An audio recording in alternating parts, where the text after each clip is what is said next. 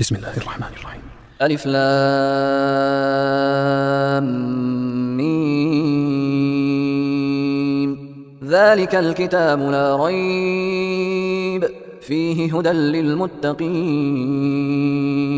ذلك الكتاب لا ريب فيه هدى للمتقين الذين يؤمنون بالغيب ويقيمون الصلاة ومما رزقناهم ينفقون. والذين يؤمنون بما أنزل إليك وما أنزل من قبلك وبالآخرة هم يوقنون. أولئك على هدى من ربهم وأولئك هم المفلحون. إن الذين كفروا سواء عليهم أأنذرتهم أم لم تنذرهم لا يؤمنون. ختم الله على قلوبهم وعلى سمعهم وعلى أبصارهم غشاوة ولهم عذاب عظيم. ومن الناس من يقول آمنا بالله وباليوم الآخر وما هم بمؤمنين. يخادعون الله والذين آمنوا وما يخدعون إلا أنفسهم وما يشعرون. في قلوبهم مرض فزادهم الله مرضا ولهم عذاب أليم بما كانوا يكذبون. وإذا قيل لهم لا تفسدوا في الأرض قالوا إنما نحن مصلحون. ألا إنهم هم المفسدون ولكن لا يشعرون. وإذا قيل لهم آمنوا كما آمن الناس قالوا أنؤمن كما آمن السفهاء. ألا إنهم هم السفهاء ولكن لا يعلمون. وإذا لقوا الذين آمنوا قالوا آمنا وإذا خلوا إلى شياطينهم قالوا إنا معكم إنما نحن مستهزئون. الله يستهزئ بهم ويمدهم في طغيانهم يعمهون. أولئك الذين اشتروا الضلالة بالهدى فما ربحت تجارتهم وما كانوا مهتدين. مثلهم كمثل الذي استوقد نارا فلما أضاءت ما حوله ذهب الله بنورهم وتركهم في ظلمات لا يبصرون. صم بكم عمي فهم لا يرجعون. أو كصيب من السماء فيه ظلمات ورعد وبرق يجعلون أصابعهم في آذانهم من الصواعق حذر الموت والله محيط بالكافرين. يكاد البرق يخطف أبصارهم كلما أضاء لهم مشوا فيه وإذا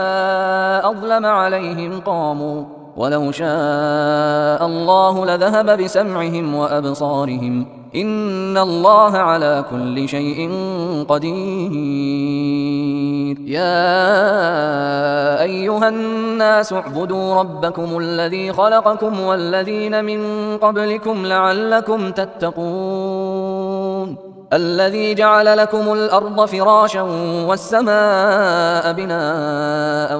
وأنزل من السماء ماء فأخرج به من الثمرات رزقا لكم فلا تجعلوا لله أندادا وأنتم تعلمون. وإن كنتم في ريب مما نزلنا على عبدنا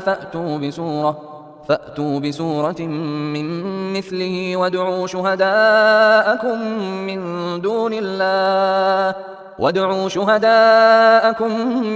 دون الله إن كنتم صادقين. فإن لم تفعلوا ولن تفعلوا فاتقوا النار التي وقودها الناس والحجارة أعدت للكافرين. وبشر الذين آمنوا وعملوا الصالحات أن لهم جنات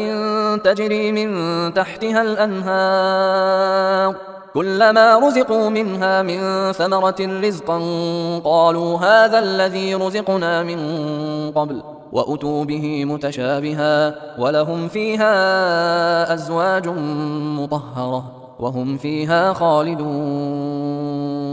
إن الله لا يستحيي أن يضرب مثلا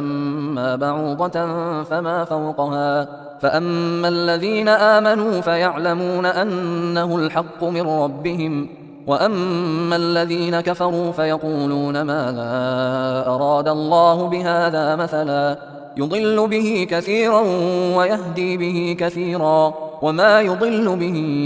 إلا الفاسقين الذين ينقضون عهد الله من بعد ميثاقه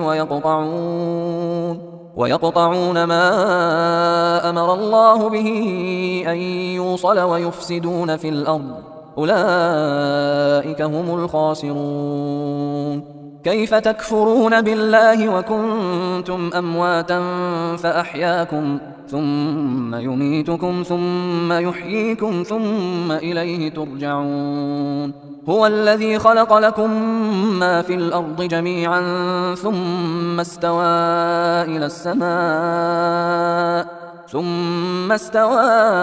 إلى السماء فسواهن 7 سماوات وهو بكل شيء عليم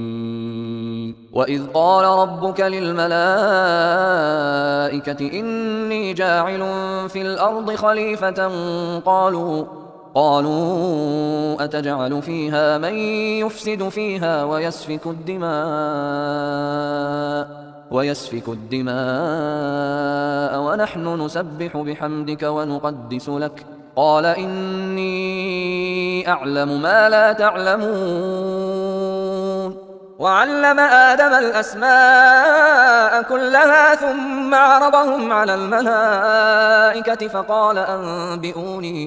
فقال أنبئوني بأسماء هؤلاء إن كنتم صادقين قالوا سبحانك لا علم لنا إلا ما علمتنا إنك أنت العليم الحكيم قال يا آدم أنبئهم بأسمائهم فلما أنبأهم بأسمائهم قال ألم أقل لكم إني أعلم غيب السماوات والأرض وأعلم ما تبدون وما كنتم تكتمون وإذ قلنا للملائكة اسجدوا لآدم فسجدوا إلا إبليس أبى واستكبر وكان من الكافرين وقلنا يا آدم اسكن أنت وزوجك الجنة وكلا منها رغدا حيث شئتما ولا تقربا هذه الشجرة فتكونا من الظالمين فأزلهما الشيطان عنها فأخرجهما مما كانا فيه وقلنا اهبطوا بعضكم لبعض عدو ولكم في الأرض مستقر ومتاع إلى حين فتلقى آدم من ربه كلمات فتاب عليه إنه هو التواب الرحيم قلنا اهبطوا منها جميعا فإما يأتينكم مني هدى فمن تبع هداي فلا خوف عليهم ولا هم يحزنون والذين كفروا وكذبوا بآياتنا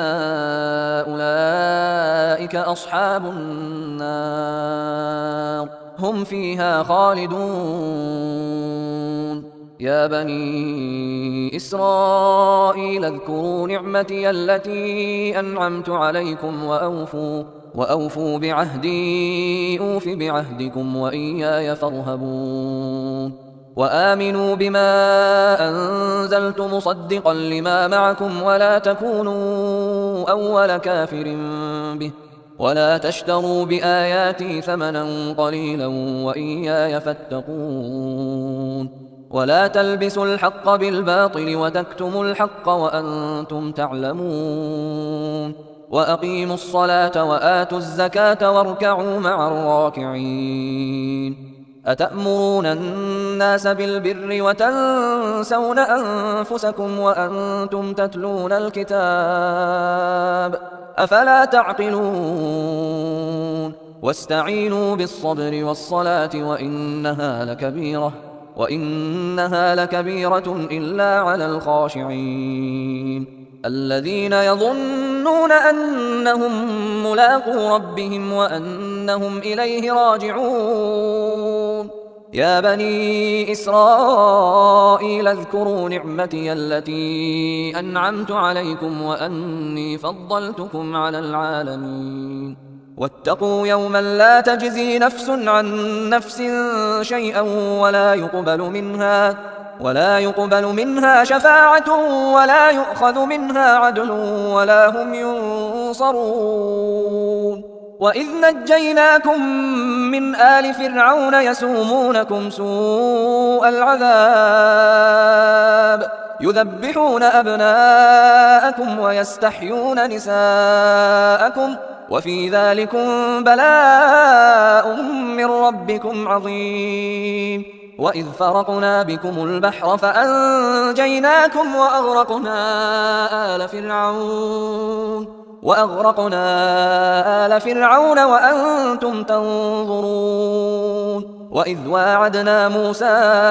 40 ليلة ثم اتخذتم العجل من بعده وأنتم ظالمون ثم عفونا عنكم من بعد ذلك لعلكم تشكرون وإذ آتينا موسى الكتاب والفرقان لعلكم تهتدون وإذ قال موسى لقومه يا قوم إنكم ظلمتم أنفسكم باتخاذكم العجل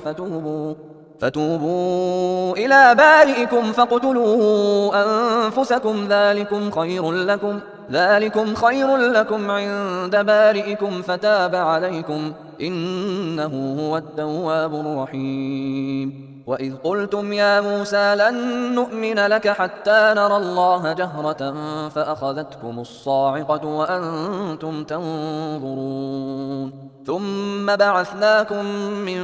بعد موتكم لعلكم تشكرون وظللنا عليكم الغمام وأنزلنا عليكم المن والسلوى كلوا من طيبات ما رزقناكم وما ظلمونا ولكن كانوا أنفسهم يظلمون وإذ قلنا ادخلوا هذه القرية فكلوا منها حيث شئتم رغدا وادخلوا الباب سجدا وقولوا حطة نغفر لكم خطاياكم وسنزيد المحسنين فبدل الذين ظلموا قولا غير الذي قيل لهم فأنزلنا على الذين ظلموا رجزا من السماء بما كانوا يفسقون وإذ استسقى موسى لقومه فقلنا اضرب بعصاك الحجر فانفجرت منه 12 عينا قد علم كل أناس مشربهم كلوا واشربوا من رزق الله ولا تعثوا في الأرض مفسدين وإذ قلتم يا موسى لن نصبر على طعام واحد فادع لنا ربك يخرج لنا مما تنبت الأرض من بقلها وقثائها وفومها وعدسها وبصلها قال أتستبدلون الذي هو أدنى بالذي هو خير اهبطوا مصرا فإن لكم ما سألتم وضربت عليهم الذلة والمسكنة وباءوا بغضب من الله ذلك بأنهم كانوا يكفرون بآيات الله ويقتلون النبيين بغير الحق ذلك بما عصوا وكانوا يعتدون إن الذين آمنوا والذين هادوا والنصارى والصابئين من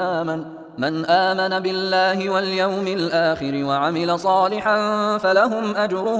فلهم أجرهم عند ربهم ولا خوف عليهم ولا هم يحزنون وإذ أخذنا ميثاقكم ورفعنا فوقكم الطور خذوا ما آتيناكم بقوة واذكروا ما فيه لعلكم تتقون ثم توليتم من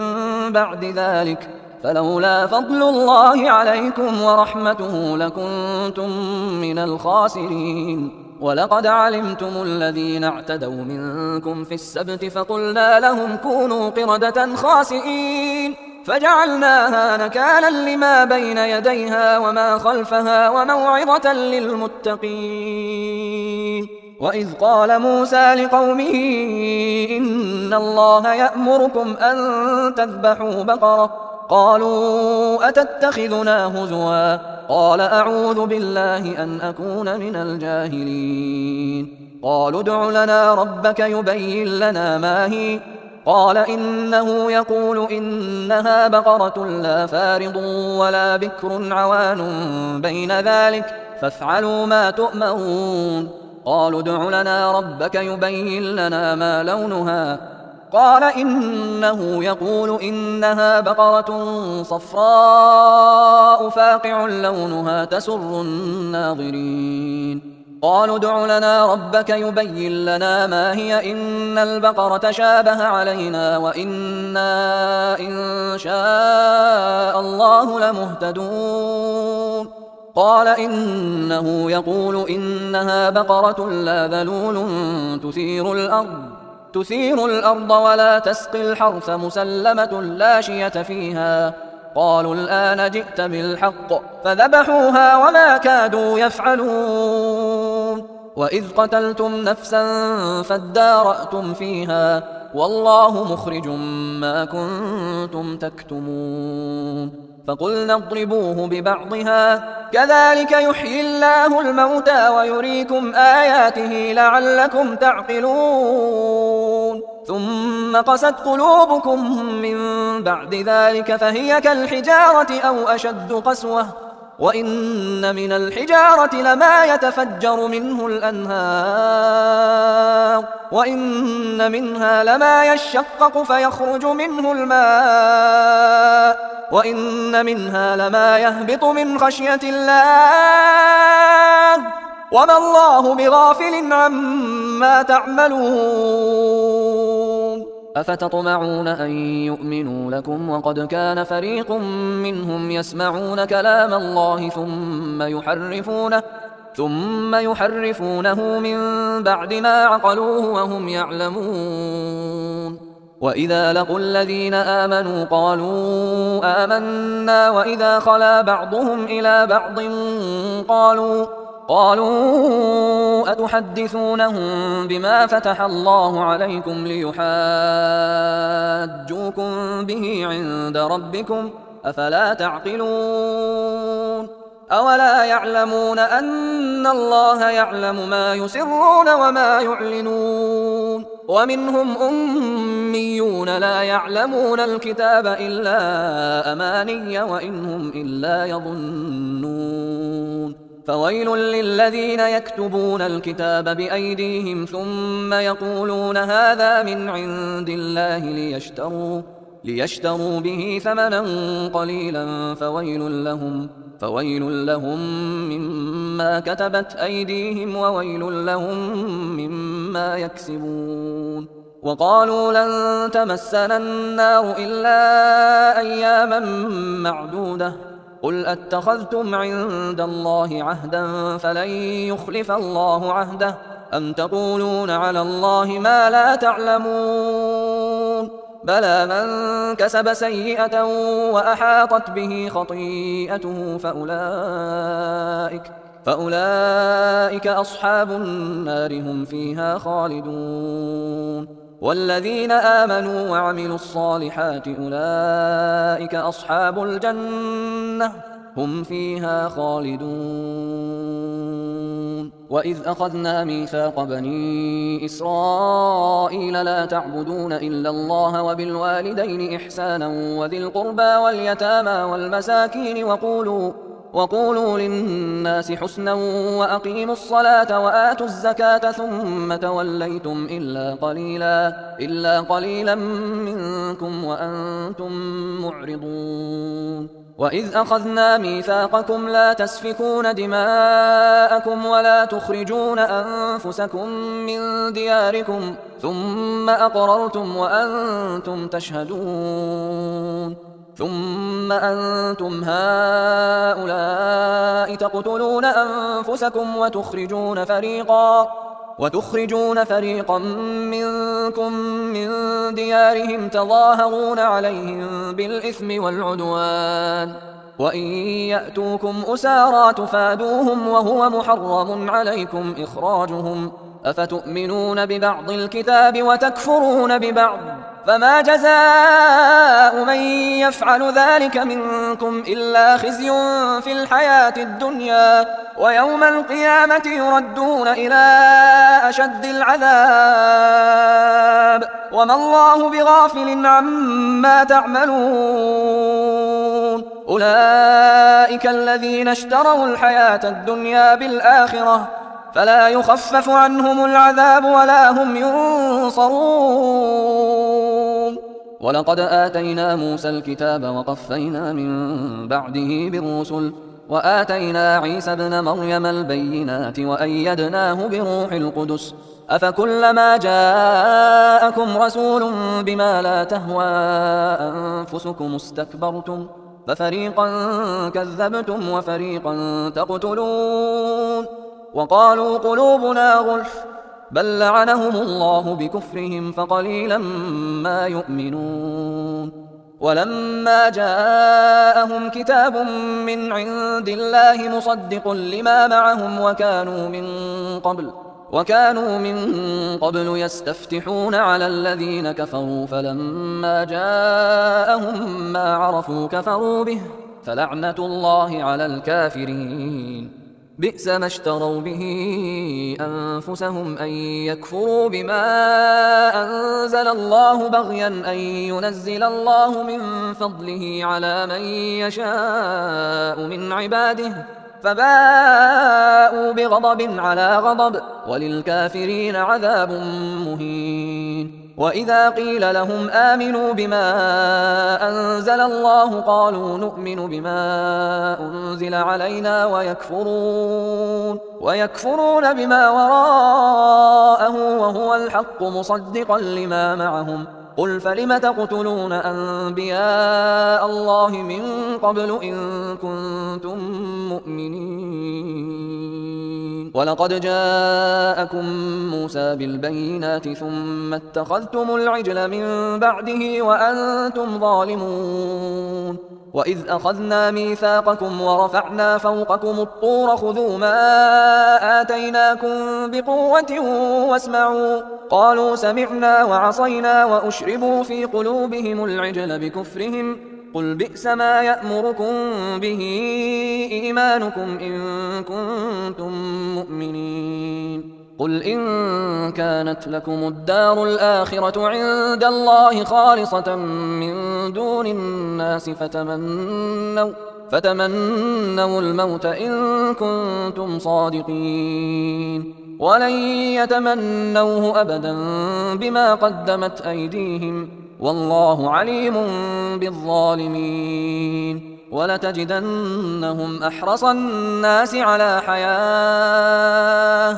ومن الذين أشركوا يود أحدهم لو يعمر 1000 سنة وما هو بمزحزحه من العذاب أن يعمر والله بصير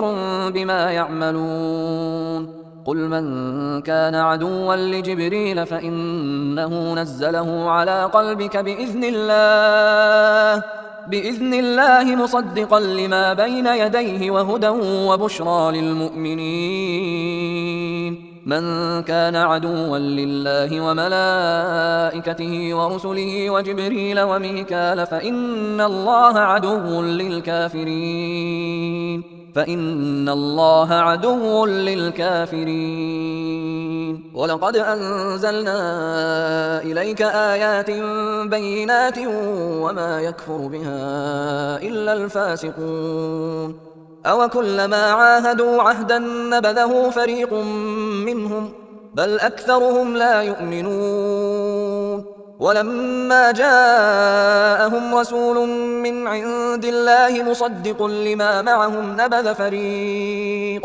نبذ فريق من الذين أوتوا الكتاب كتاب الله وراء ظهورهم كأنهم لا يعلمون. واتبعوا ما تتلو الشياطين على ملك سليمان وما كفر سليمان ولكن الشياطين كفروا يعلمون الناس السحر وما أنزل على الملكين ببابل هاروت وماروت وما يعلمان من أحد حتى يقولا إنما نحن فتنة فلا تكفر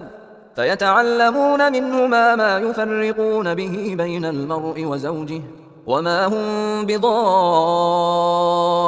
به من أحد إلا بإذن الله ويتعلمون ما يضرهم ولا ينفعهم ولقد علموا لمن اشتراه ما له في الآخرة من خلاق ولبئس ما شروا به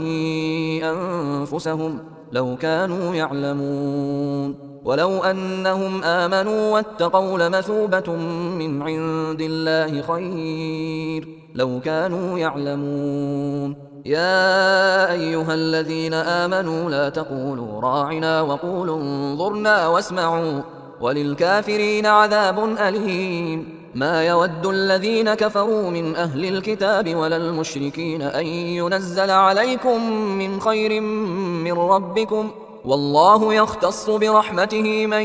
يشاء والله ذو الفضل العظيم. ما ننسخ من آية أو ننسها نأت بخير منها أو مثلها ألم تعلم أن الله على كل شيء قدير. ألم تعلم أن الله له ملك السماوات والأرض وما لكم من دون الله من ولي ولا نصير. أم تريدون أن تسألوا رسولكم كما سئل موسى من قبل ومن يتبدل الكفر بالإيمان فقد ضل سواء السبيل. ود كثير من أهل الكتاب لو يردونكم من بعد إيمانكم كفارا حسدا من عند أنفسهم من بعد ما تبين لهم الحق فاعفوا واصفحوا حتى يأتي الله بأمره إن الله على كل شيء قدير. وأقيموا الصلاة وآتوا الزكاة وما تقدموا لأنفسكم من خير تجدوه عند الله إن الله بما تعملون بصير. وقالوا لن يدخل الجنة إلا من كان هودا أو نصارى تلك أمانيهم قل هاتوا برهانكم إن كنتم صادقين. بلى من أسلم وجهه لله وهو محسن فله أجره عند ربه ولا خوف عليهم ولا هم يحزنون. وقالت اليهود ليست النصارى على شيء وقالت النصارى ليست اليهود على شيء وهم يتلون الكتاب كذلك قال الذين لا يعلمون مثل قولهم فالله يحكم بينهم يوم القيامة فيما كانوا فيه يختلفون. ومن أظلم ممن منع مساجد الله أن يذكر فيها اسمه وسعى في خرابها أولئك ما كان لهم أن يدخلوها إلا خائفين لهم في الدنيا خزي ولهم في الآخرة عذاب عظيم ولله المشرق والمغرب فأينما تولوا فثم وجه الله إن الله واسع عليم وقالوا اتخذ الله ولدا سبحانه بل له ما في السماوات والأرض كل له قانتون بديع السماوات والأرض وإذا قضى أمرا فإنما يقول له كن فيكون وقال الذين لا يعلمون لولا يكلمنا الله أو تأتينا آية كذلك قال الذين من قبلهم مثل قولهم تشابهت قلوبهم قد بينا الآيات لقوم يوقنون إنا أرسلناك بالحق بشيرا ونذيرا ولا تسأل عن أصحاب الجحيم ولن ترضى عنك اليهود ولا النصارى حتى تتبع ملتهم قل إن هدى الله هو الهدى ولئن اتبعت أهواءهم بعد الذي جاءك من العلم ما لك من الله من ولي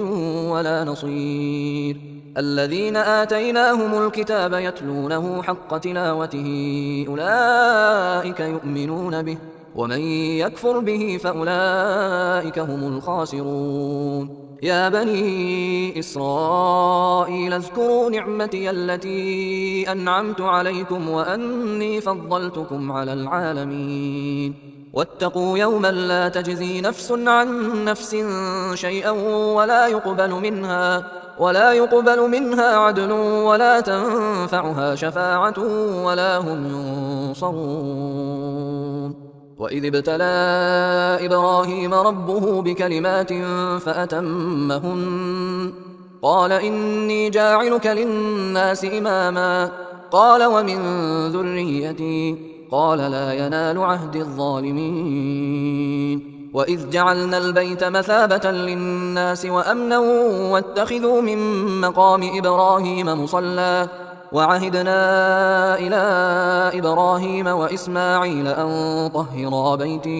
أن طهرا بيتي للطائفين والعاكفين والركع السجود وإذ قال إبراهيم رب اجعل هذا بلدا آمنا وارزق أهله من الثمرات من آمن منهم بالله واليوم الآخر قال ومن كفر فأمتعه قليلا ثم أضطره إلى عذاب النار وبئس المصير وإذ يرفع إبراهيم القواعد من البيت وإسماعيل ربنا تقبل منا إنك أنت السميع العليم ربنا وجعلنا مسلمين لك ومن ذريتنا أمة مسلمة لك وأرنا مناسكنا وتب علينا إنك أنت التواب الرحيم ربنا وابعث فيهم رسولا منهم يتلو عليهم آياتك ويعلمهم الكتاب والحكمة ويزكيهم إنك أنت العزيز الحكيم ومن يرغب عن ملة إبراهيم إلا من سفه نفسه ولقد اصطفيناه في الدنيا وإنه في الآخرة لمن الصالحين إذ قال له ربه أسلم قال أسلمت لرب العالمين ووصى بها إبراهيم بنيه ويعقوب يا بني إن الله اصطفى لكم الدين فلا تموتن إلا وأنتم مسلمون أم كنتم شهداء إذ حضر يعقوب الموت إذ قال لبنيه ما تعبدون من بعدي قالوا نعبد إلهك وإله آبائك إبراهيم وإسماعيل وإسحاق إلها واحدا ونحن له مسلمون تلك أمة قد خلت لها ما كسبت ولكم ما كسبتم ولا تسألون عما كانوا يعملون. وقالوا كونوا هودا أو نصارى تهتدوا قل بل ملة إبراهيم حنيفا وما كان من المشركين. قولوا آمنا بالله وما أنزل إلينا وما أنزل إلى إبراهيم وإسماعيل وإسحاق ويعقوب والأسباط وما أوتي موسى وعيسى وما أوتي النبيون من ربهم لا نفرق بين أحد منهم ونحن له مسلمون. فإن آمنوا بمثل ما آمنتم به فقد اهتدوا وإن تولوا فإنما هم في شقاق فسيكفيكهم الله وهو السميع العليم. صبغة الله ومن أحسن من الله صبغة ونحن له عابدون. قل أتحاجوننا في الله وهو ربنا وربكم ولنا أعمالنا ولكم أعمالكم ونحن له مخلصون. أم تقولون إن إبراهيم وإسماعيل وإسحاق ويعقوب والأسباط كانوا هودا أو نصارى قل أأنتم أعلم أم الله ومن أظلم ممن كتم شهادة عنده من الله وما الله بغافل عما تعملون. تلك أمة قد خلت لها ما كسبت ولكم ما كسبتم ولا تسألون عما كانوا يعملون. سيقول السفهاء من الناس ما ولاهم عن قبلتهم التي كانوا عليها قل لله المشرق والمغرب يهدي من يشاء إلى صراط مستقيم. وكذلك جعلناكم أمة وسطا لتكونوا شهداء على الناس ويكون الرسول عليكم شهيدا. وما جعلنا القبلة التي كنت عليها إلا لنعلم من يتبع الرسول ممن ينقلب على عقبيه وإن كانت لكبيرة إلا على الذين هدى الله وما كان الله ليضيع إيمانكم إن الله بالناس لرؤوف رحيم. قد نرى تقلب وجهك في السماء فلنولينك قبلة ترضاها فول وجهك شطر المسجد الحرام وحيث ما كنتم فولوا وجوهكم شطره وإن الذين أوتوا الكتاب ليعلمون أنه الحق من ربهم وما الله بغافل عما يعملون. ولئن أتيت الذين أوتوا الكتاب بكل آية ما تبعوا قبلتك وما أنت بتابع قبلتهم وما بعضهم بتابع قبلة بعض ولئن اتبعت أهواءهم من بعد ما جاءك من العلم إنك إذا لمن الظالمين. الذين آتيناهم الكتاب يعرفونه كما يعرفون أبناءهم وإن فريقا منهم ليكتمون الحق وهم يعلمون. الحق من ربك فلا تكونن من الممترين. ولكل وجهة هو موليها فاستبقوا الخيرات أينما تكونوا يأت بكم الله جميعا إن الله على كل شيء قدير. ومن حيث خرجت فول وجهك شطر المسجد الحرام وإنه للحق من ربك وما الله بغافل عما تعملون. ومن حيث خرجت فول وجهك شطر المسجد الحرام وحيث ما كنتم فولوا وجوهكم شطره لئلا يكون للناس عليكم حجة إلا الذين ظلموا منهم فلا تخشوهم واخشوني ولأتم نعمتي عليكم ولعلكم تهتدون كما أرسلنا فيكم رسولا منكم يتلو عليكم آياتنا ويزكيكم ويعلمكم الكتاب والحكمة ويعلمكم ما لم تكونوا تعلمون فاذكروني أذكركم واشكروا لي ولا تكفرون يا أيها الذين آمنوا استعينوا بالصبر والصلاة إن الله مع الصابرين ولا تقولوا لمن يقتل في سبيل الله أموات بل أحياء ولكن لا تشعرون ولنبلونكم بشيء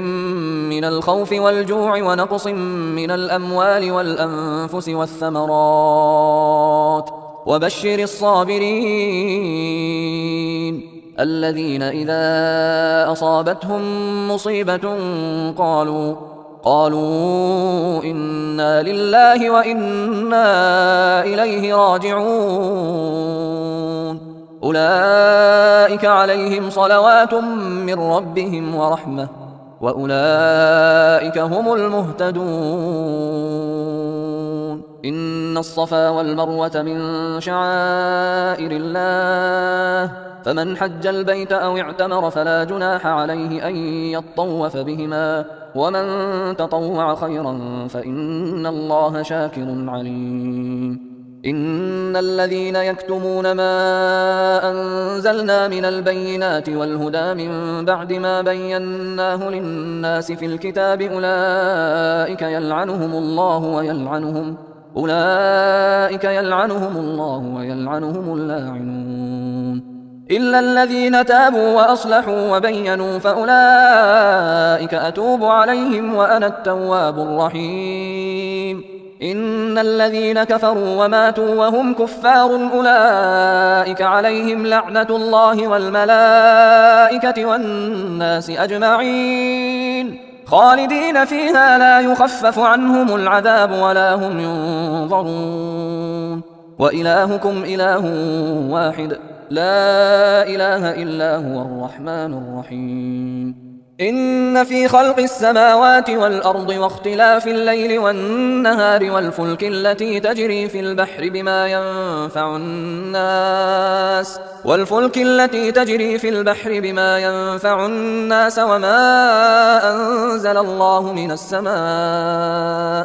وما أنزل الله من السماء من ماء فأحيا به الأرض بعد موتها وبث فيها من كل دابة وتصريف الرياح والسحاب المسخر بين السماء والأرض لآيات لقوم يعقلون ومن الناس من يتخذ من دون الله أندادا يحبونهم كحب الله والذين آمنوا أشد حبا لله ولو يرى الذين ظلموا إذ يرون العذاب أن القوة لله جميعا وأن الله شديد العذاب إذ تبرأ الذين اتبعوا من الذين اتبعوا ورأوا العذاب وتقطعت بهم الأسباب وقال الذين اتبعوا لو أن لنا كرة فنتبرأ منهم كما تبرأوا منا كذلك يريهم الله أعمالهم حسرات عليهم وما هم بخارجين من النار يا أيها الناس كلوا مما في الأرض حلالا طيبا ولا تتبعوا خطوات الشيطان إنه لكم عدو مبين إنما يأمركم بالسوء والفحشاء وأن تقولوا على الله ما لا تعلمون وإذا قيل لهم اتبعوا ما أنزل الله قالوا بل نتبع ما ألفينا عليه آباءنا أولو كان آباؤهم لا يعقلون شيئا ولا يهتدون ومثل الذين كفروا كمثل الذي ينعق بما لا يسمع إلا دعاء ونداء صم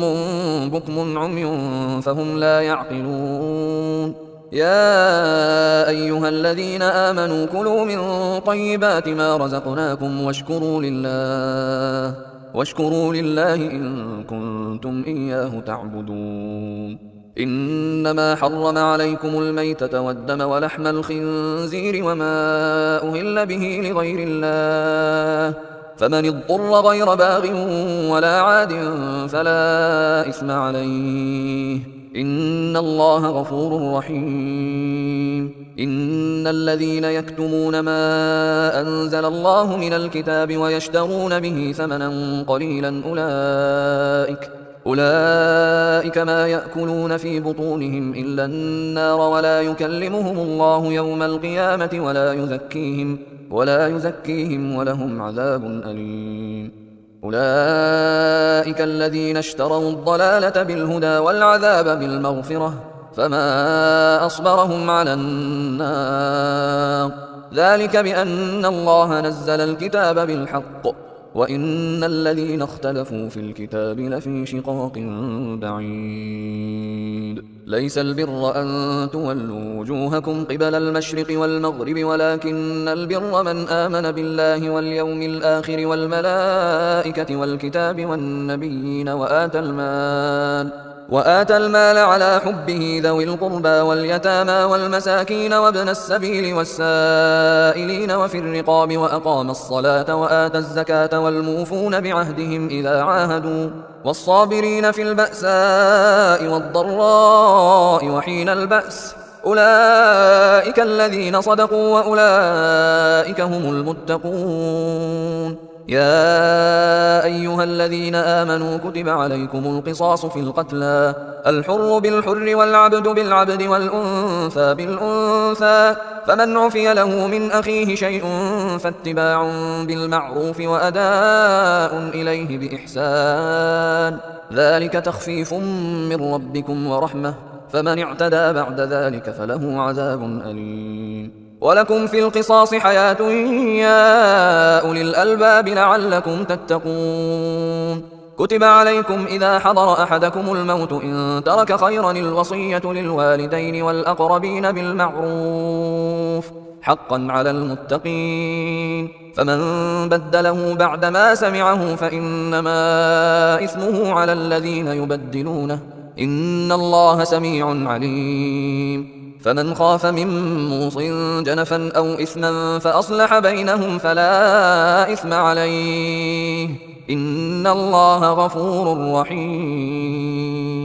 يا أيها الذين آمنوا كتب عليكم الصيام كما كتب على الذين من قبلكم لعلكم تتقون أياما معدودات فمن كان منكم مريضا أو على سفر فعدة من أيام أخر وعلى الذين يطيقونه فدية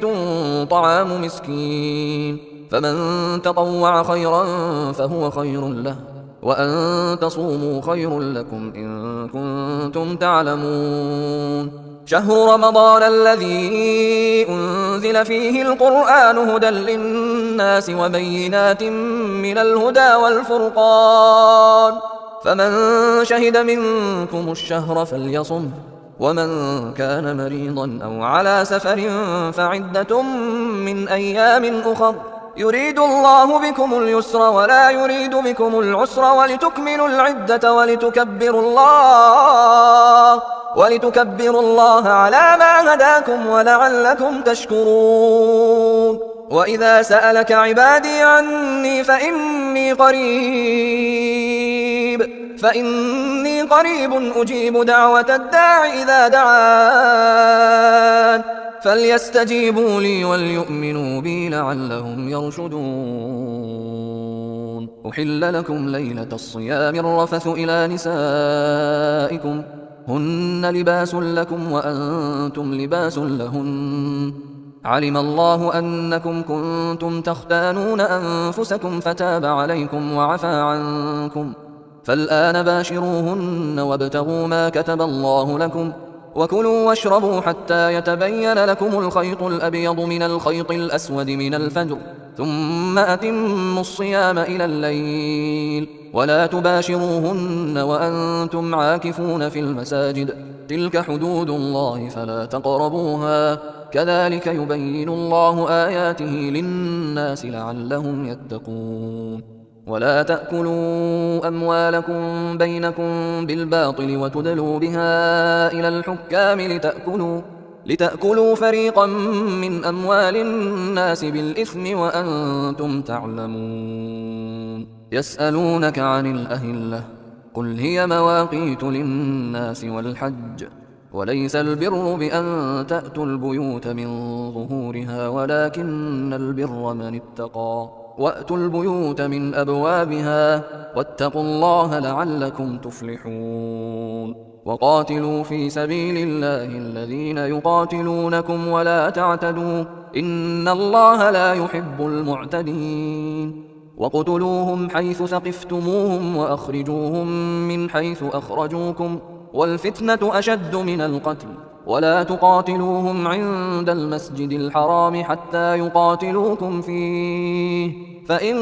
قاتلوكم فاقتلوهم، كذلك جزاء الكافرين، فإن انتهوا فإن الله غفور رحيم. وقاتلوهم حتى لا تكون فتنة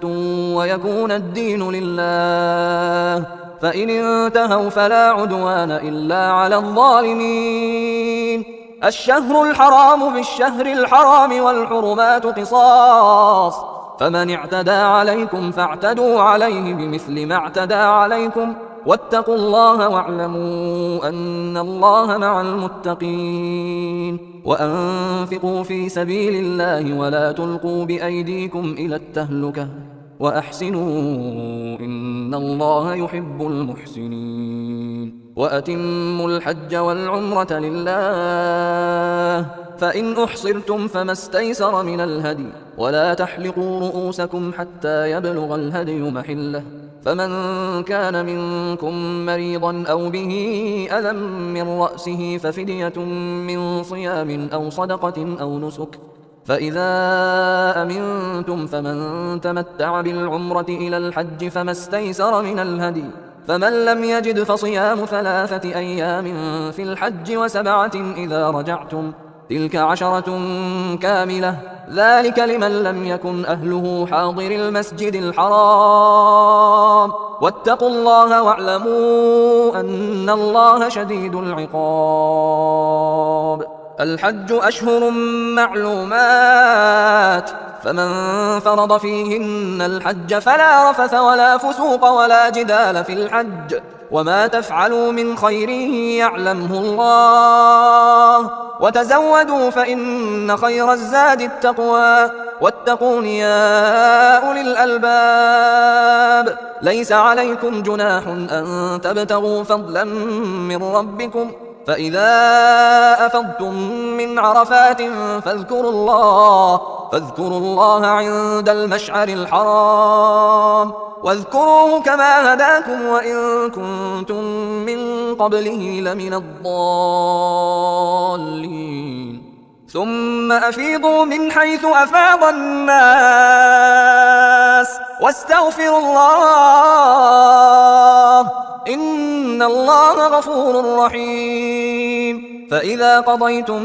مناسككم فاذكروا الله كذكركم آباءكم أو أشد ذكرا. فمن الناس من يقول ربنا آتنا في الدنيا وما له في الآخرة من خلاق، ومنهم من يقول ربنا آتنا في الدنيا حسنة وفي الآخرة حسنة وقنا عذاب النار. أولئك لهم نصيب مما كسبوا والله سريع الحساب. واذكروا الله في أيام معدودات، فمن تعجل في يومين فلا إثم عليه ومن تأخر فلا إثم عليه لمن اتقى واتقوا الله واعلموا أنكم إليه تحشرون.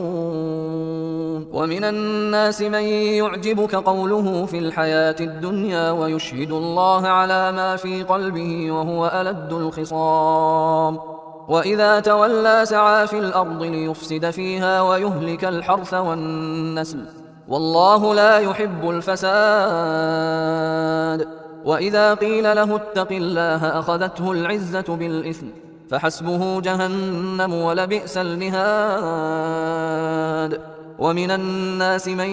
يشري نفسه ابتغاء مرضات الله والله رؤوف بالعباد. يا أيها الذين آمنوا ادخلوا في السلم كافة ولا تتبعوا خطوات الشيطان إنه لكم عدو مبين. فإن زللتم من بعد ما جاءتكم البينات فاعلموا أن الله عزيز حكيم. هل ينظرون إلا أن يأتيهم الله في ظلل من الغمام والملائكة وقضي الأمر وإلى الله ترجع الأمور. سل بني إسرائيل كم آتيناهم من آية بينة ومن يبدل نعمة الله من بعد ما جاءته فإن الله شديد العقاب. زين للذين كفروا الحياة الدنيا ويسخرون من الذين آمنوا والذين اتقوا فوقهم يوم القيامة والله يرزق من يشاء بغير حساب. كان الناس أمة واحدة فبعث الله النبيين مبشرين ومنذرين وأنزل معهم الكتاب بالحق ليحكم بين الناس فيما اختلفوا فيه وما اختلف فيه إلا الذين أوتوه من بعد ما جاءتهم البينات بغيا بينهم فهدى الله الذين آمنوا لما اختلفوا فيه من الحق بإذنه والله يهدي من يشاء إلى صراط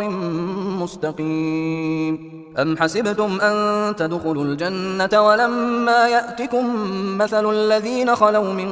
قبلكم مستهم البأساء والضراء وزلزلوا حتى يقول الرسول والذين آمنوا معه متى نصر الله ألا إن نصر الله قريب. يسألونك ماذا ينفقون قل ما أنفقتم من خير فللوالدين والأقربين واليتامى والمساكين وابن السبيل وما تفعلوا من خير فإن الله به عليم. كتب عليكم القتال وهو كره لكم وعسى أن تكرهوا شيئا وهو خير لكم وعسى أن تحبوا شيئا وهو شر لكم والله يعلم وأنتم لا تعلمون. يسألونك عن الشهر الحرام قتال فيه قل قتال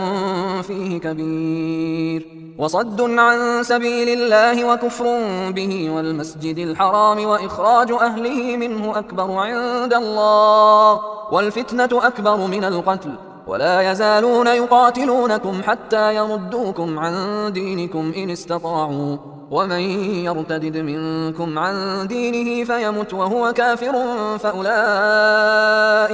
فأولئك حبطت أعمالهم في الدنيا والآخرة وأولئك أصحاب النار هم فيها خالدون. إن الذين آمنوا والذين هاجروا وجاهدوا في سبيل الله أولئك يرجون رحمة الله والله غفور رحيم. يسألونك عن الخمر والميسر قل فيهما إثم كبير ومنافع للناس وإثمهما أكبر من نفعهما ويسألونك ماذا ينفقون قل العفو كذلك يبين الله لكم الآيات لعلكم تتفكرون في الدنيا والآخرة. ويسألونك عن اليتامى قل إصلاح لهم خير وإن تخالطوهم فإخوانكم والله يعلم المفسد من المصلح ولو شاء الله لأعنتكم إن الله عزيز حكيم. ولا تنكحوا المشركات حتى يؤمنوا ولأمة مؤمنة خير من مشركة ولو أعجبتكم ولا تنكحوا المشركين حتى يؤمنوا ولعبد مؤمن خير من مشرك ولو أعجبكم أولئك يدعون إلى النار والله يدعو إلى الجنة والمغفرة بإذنه ويبين آياته للناس لعلهم يتذكرون. ويسألونك عن المحيض قل هو أذى فاعتزلوا النساء في المحيض ولا تقربوهن حتى يطهرن فإذا تطهرن فأتوهن من حيث أمركم الله إن الله يحب التوابين ويحب المتطهرين. نساؤكم حرث لكم فأتوا حرثكم أنى شئتم وقدموا لأنفسكم واتقوا الله واعلموا أنكم ملاقوه وبشر المؤمنين. ولا تجعلوا الله عرضة لأيمانكم أن تبروا وتتقوا وتصلحوا بين الناس والله سميع عليم. لا يؤاخذكم الله باللغو في أيمانكم ولكن يؤاخذكم بما كسبت قلوبكم والله غفور حليم. للذين يؤلون من نسائهم تربص 4 أشهر فإن فاءوا فإن الله غفور رحيم. وإن عزموا الطلاق فإن الله سميع عليم. والمطلقات يتربصن بأنفسهن 3 قروء ولا يحل لهن أن يكتمن ما خلق الله في أرحامهن إن كن يؤمن بالله واليوم الآخر وبعولتهن أحق بردهن في ذلك إن أرادوا إصلاحا ولهن مثل الذي عليهن بالمعروف وللرجال عليهن درجة والله عزيز حكيم. الطلاق 2 فإمساك بمعروف أو تسريح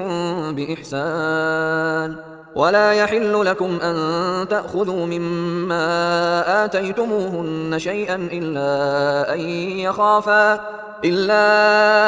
يخافا ألا يقيما حدود الله فإن خفتم ألا يقيما حدود الله فلا جناح عليهما فيما افتدت به تلك حدود الله فلا تعتدوها ومن يتعد حدود الله فأولئك هم الظالمون. فإن طلقها فلا تحل له من بعد حتى تنكح زوجا غيره فإن طلقها فلا جناح عليهما أن يتراجعا إن ظنا أن يقيما حدود الله وتلك حدود الله يبينها لقوم يعلمون. وإذا طلقتم النساء فبلغن أجلهن فأمسكوهن بمعروف أو سرحوهن بمعروف ولا تمسكوهن ضرارا لتعتدوا ومن يفعل ذلك فقد ظلم نفسه. ولا تتخذوا آيات الله هزوا واذكروا نعمة الله عليكم وما أنزل عليكم من الكتاب والحكمة يعظكم به واتقوا الله واعلموا أن الله بكل شيء عليم. وإذا طلقتم النساء فبلغن أجلهن فلا تعضلوهن أن ينكحن أزواجهن إذا تراضوا بينهم بالمعروف ذلك يوعظ به من كان منكم يؤمن بالله واليوم الآخر ذلكم أزكى لكم وأطهر والله يعلم وأنتم لا تعلمون. والوالدات يرضعن أولادهن حولين كاملين لمن أراد أن يتم الرضاعة وعلى المولود له رزقهن وكسوتهن بالمعروف لا تكلف نفس إلا وسعها لا تضار والدة بولدها ولا مولود له بولده وعلى الوارث مثل ذلك فإن أرادا فصالا عن تراض منهما وتشاور فلا جناح عليهما وإن أردتم أن تسترضعوا أولادكم فلا جناح عليكم إذا سلمتم ما آتيتم بالمعروف واتقوا الله واعلموا أن الله بما تعملون بصير والذين يتوفون منكم ويذرون أزواجا يتربصن بأنفسهن 4 أشهر وعشرا فإذا بلغن أجلهن فلا جناح عليكم فيما فعلن في أنفسهن بالمعروف والله بما تعملون خبير ولا جناح عليكم فيما عرضتم به من خطبة النساء أو أكننتم في أنفسكم علم الله أنكم ستذكرونهن ولكن لا تواعدوهن سرا إلا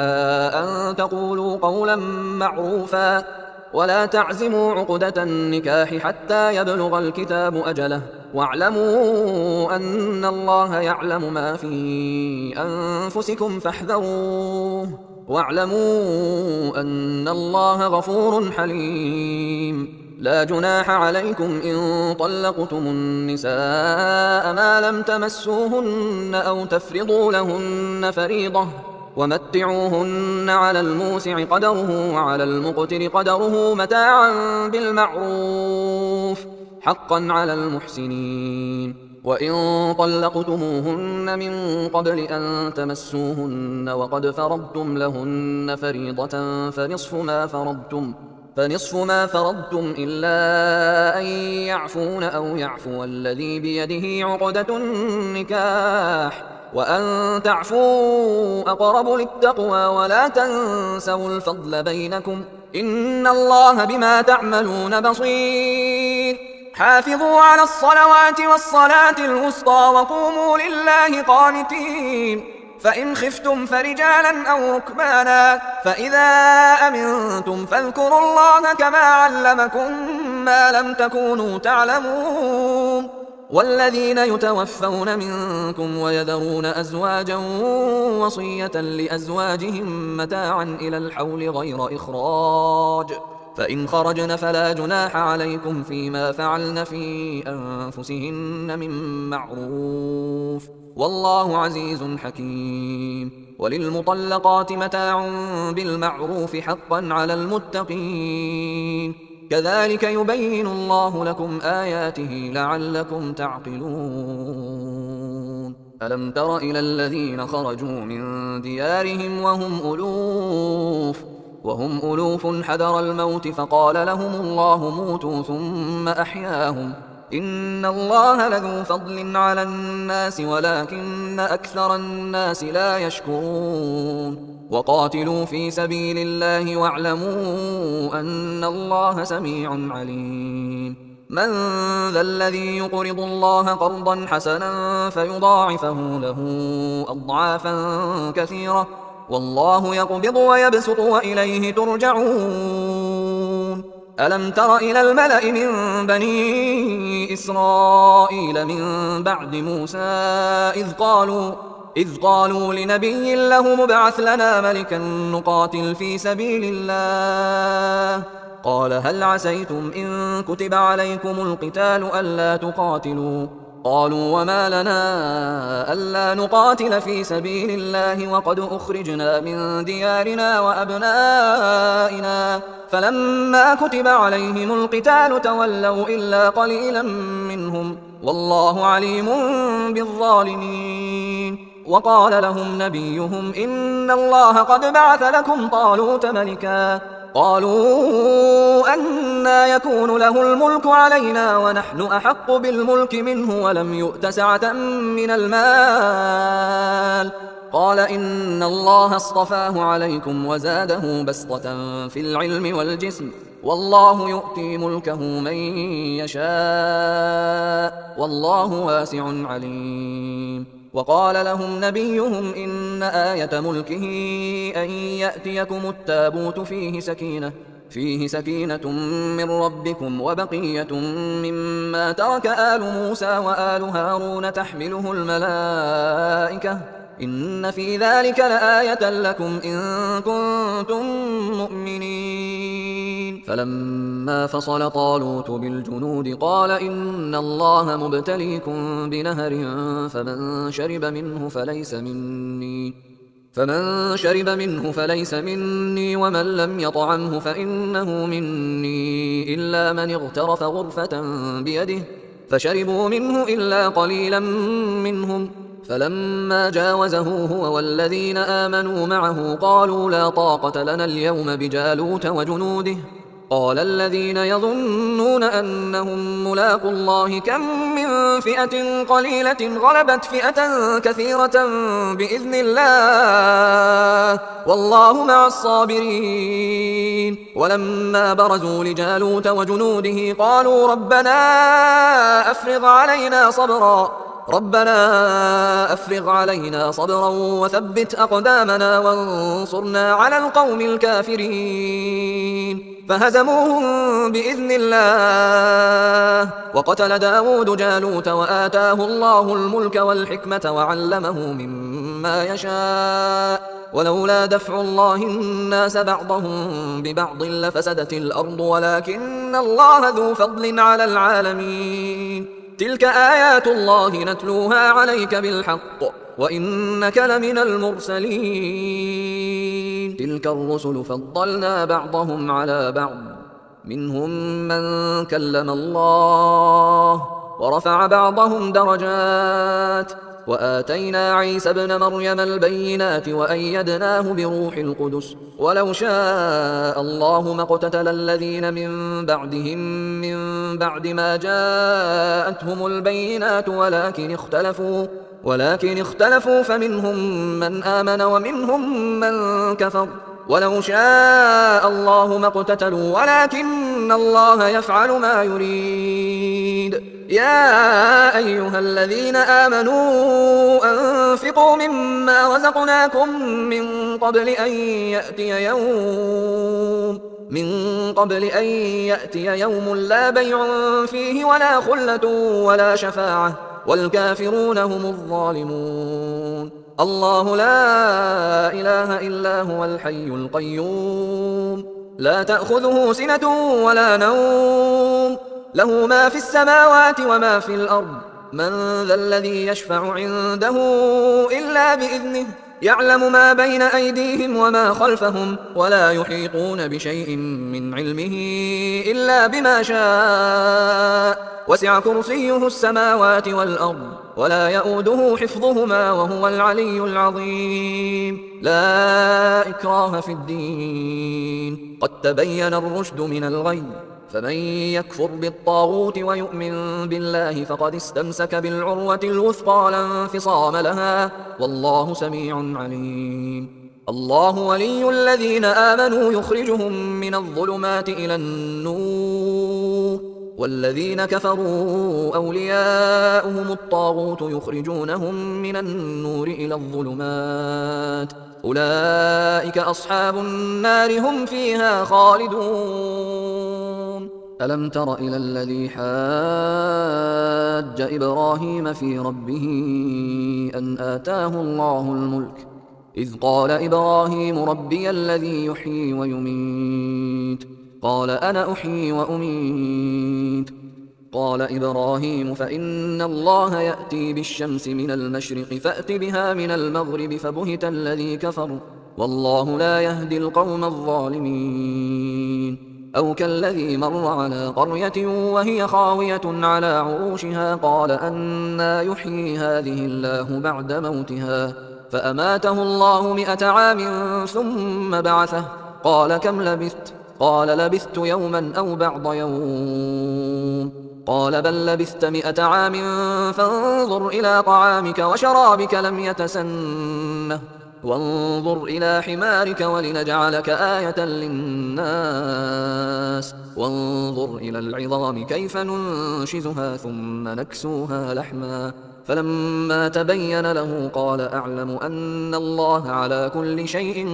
قدير. وإذ قال إبراهيم رب أرني كيف تحيي الموتى قال أولم تؤمن قال بلى ولكن ليطمئن قلبي قال فخذ 4 من الطير فصرهن إليك ثم اجعل على كل جبل منهن جزءا ثم ادعهن يأتينك سعيا واعلم أن الله عزيز حكيم. مثل الذين ينفقون أموالهم في سبيل الله كمثل حبة أنبتت 7 سنابل في كل سنبلة 100 حبة والله يضاعف لمن يشاء والله واسع عليم. الذين ينفقون أموالهم في سبيل الله ثم لا يتبعون ما أنفقوا منا ولا أذى لهم أجرهم عند ربهم ولا خوف عليهم ولا هم يحزنون. قول معروف ومغفرة خير من صدقة يتبعها أذى والله غني حليم. يا أيها الذين آمنوا لا تبطلوا صدقاتكم بالمن والأذى كالذي ينفق ماله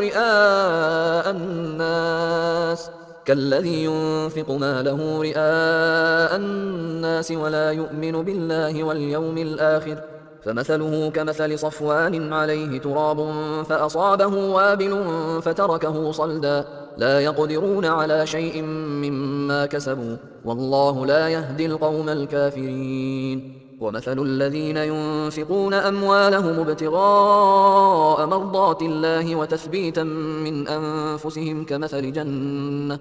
كمثل جنة بربوة أصابها وابل فآتت أكلها ضعفين فإن لم يصبها وابل فطل والله بما تعملون بصير. أيود أحدكم أن تكون له جنة من نخيل وأعناب تجري من تحتها الأنهار له فيها من كل الثمرات وأصابه الكبر وله ذرية ضعفاء فأصابها إعصار فيه نار فاحترقت كذلك يبين الله لكم الآيات لعلكم تتفكرون. يا أيها الذين آمنوا أنفقوا من طيبات ما كسبتم ومما أخرجنا لكم من الأرض ولا تيمموا الخبيث منه تنفقون ولستم بآخذيه إلا أن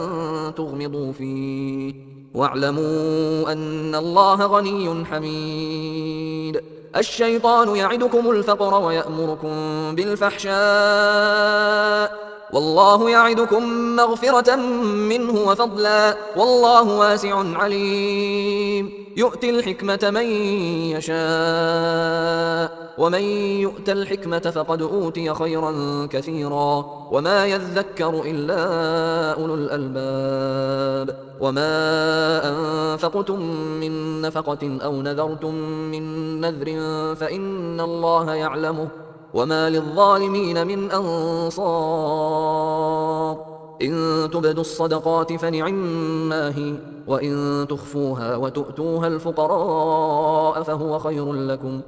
ويكفر عنكم من سيئاتكم والله بما تعملون خبير. ليس عليك هداهم ولكن الله يهدي من يشاء وما تنفقوا من خير فلأنفسكم وما تنفقون إلا ابتغاء وجه الله وما تنفقوا من خير يوفى إليكم وأنتم لا تظلمون. للفقراء الذين أحصروا في سبيل الله لا يستطيعون ضربا في الأرض يحسبهم الجاهل أغنياء من التعفف تعرفهم بسيماهم لا يسألون الناس إلحافا وما تنفقوا من خير فإن الله به عليم. الذين ينفقون أموالهم بالليل والنهار سرا وعلانية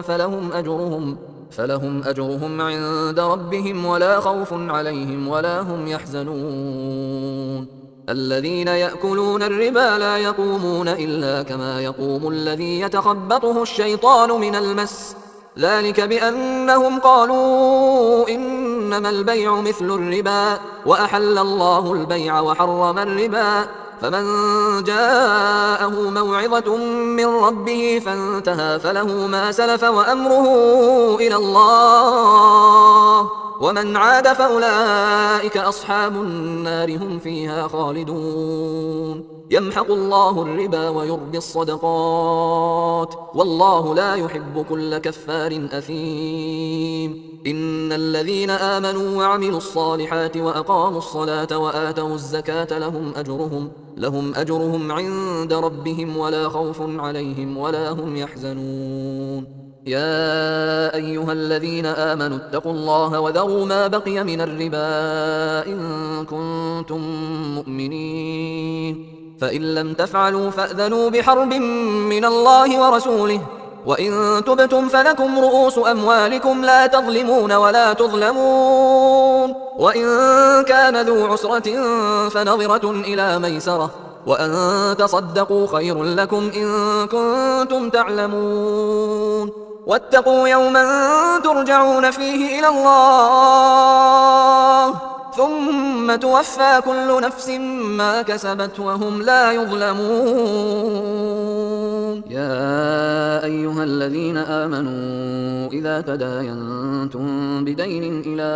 أجل مسمى فاكتبوه، وليكتب بينكم كاتب بالعدل، ولا يأب كاتب أن يكتب كما علمه الله، فليكتب وليملل الذي عليه الحق وليتق الله ربه ولا يبخس منه شيئا، فإن كان الذي عليه الحق سفيها أو ضعيفا أو لا يستطيع أن يمله فليملل وليه بالعدل، واستشهدوا شهيدين من رجالكم، فإن لم يكونا رجلين فرجل وامرأتان ممن ترضون من الشهداء أن تضل إحداهما فتذكر إحداهما الأخرى، ولا يأبى الشهداء إذا ما دعوا، ولا تسأموا أن تكتبوه صغيرا أو كبيرا إلى أجله، ذلكم أقسط عند الله وأقوم للشهادة وأدنى ألا ترتابوا، إلا أن تكون تجارة حاضرة تديرونها بينكم فليس عليكم جناح ألا تكتبوها، وأشهدوا إذا تبايعتم، ولا يضار كاتب ولا شهيد، وإن تفعلوا فإنه فسوق بكم، واتقوا الله ويعلمكم الله، والله بكل شيء عليم. وإن كنتم على سفر ولم تجدوا كاتبا فرهان مقبوضة، فإن أمن بعضكم بعضا فليؤد الذي ائتمن أمانته وليتق الله ربه، ولا تكتموا الشهادة، ومن يكتمها فإنه آثم قلبه، والله بما تعملون عليم. لله ما في السماوات وما في الأرض، وإن تبدوا ما في أنفسكم أو تخفوه يحاسبكم به الله، فيغفر لمن يشاء ويعذب من